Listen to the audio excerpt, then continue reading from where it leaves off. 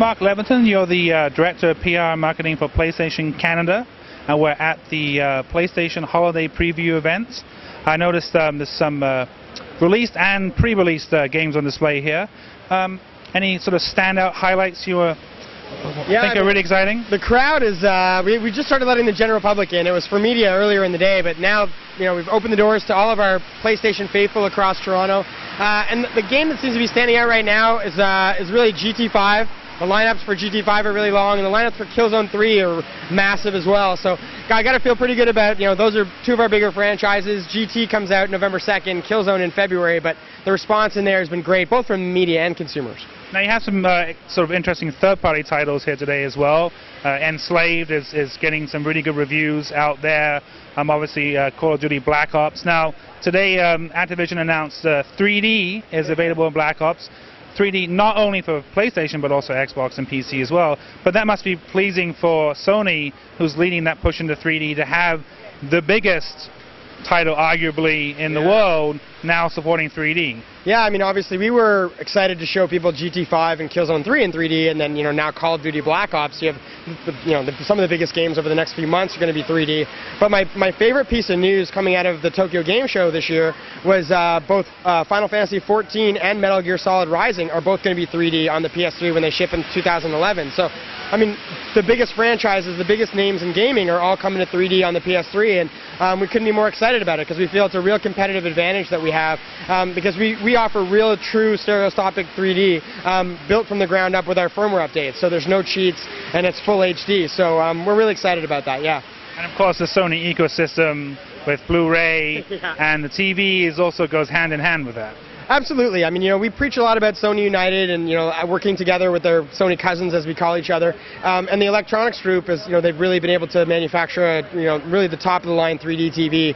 So, using it here at the event today was, it's been great for us. And we've long since been a proponent and a driver of Blu-ray, much in the same way we are with 3D with the content that we have. So I think we look to each other, the Sony cousins, to really help each other out where we can. And not to say we don't, occasionally do work with other content providers or what have you, but, we look to Sony first where we can help each other out.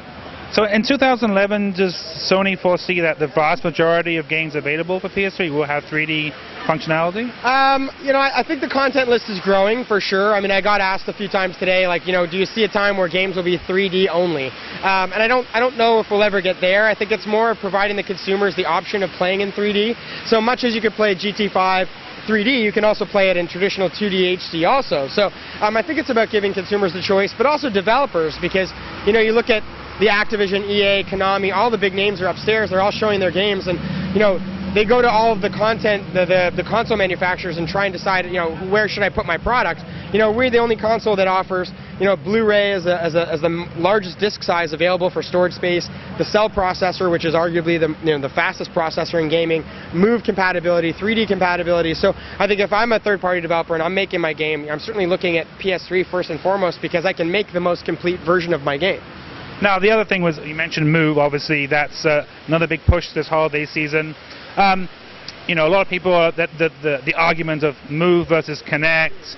And what's Sony's story why consumers should be looking at Move over the competitors' motion solutions? It's a good question, and it certainly comes up pretty much every day. I'm out there pounding the pavement on Move, and I think that I put the controller in people's hands and I let them sample it, and I show them that the combination of both the controller and the camera, I think, gives us that advantage. And the fact that we had iToy on the PS2 and it was a camera only, and what we learned from that experience is it's somewhat limiting in terms of the games you can create and the genres you can explore. It's hard to make a fighting game, it's hard to make an RPG or a platformer with only a camera. You're probably not going to jump up and down in your living room for an added extended period of time. Buttons are important, an analog stick's important. If you're going to play a shooter, you want to be able to control that character on the screen.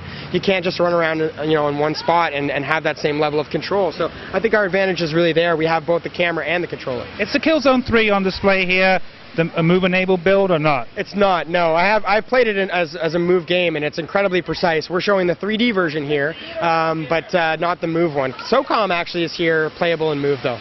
Now, I mean, that's another question a lot of people have, is obviously with any new technology, first-party titles lead the way. I guess some of the initial reactions to the initial Move titles were nothing really jumped out as like a wow title. Yeah. I mean, that's arguably debatable, but what about third-party taking out. How many third-party titles do you expect to see with Move enabled this Christmas? There's been quite a few. You know, we have Time Crisis. We have like a lot of patches for like Resident Evil 5 Gold Edition. You know, Tiger Woods, a lot of other EA stuff. Tron Evolution is also Move compatible. So the list is growing, certainly.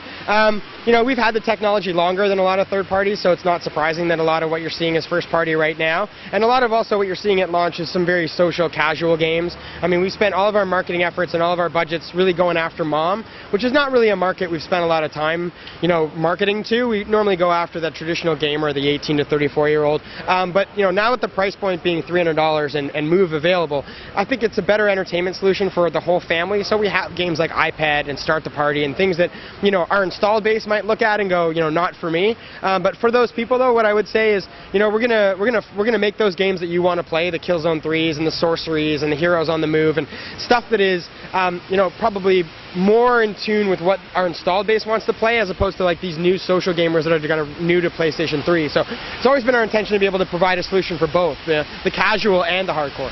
Now, speaking of family entertainment, one of the big announcements recently was Netflix finally came to Canada. Netflix is available on PS3, but one of the biggest complaints was the content selection in Canada is very limited.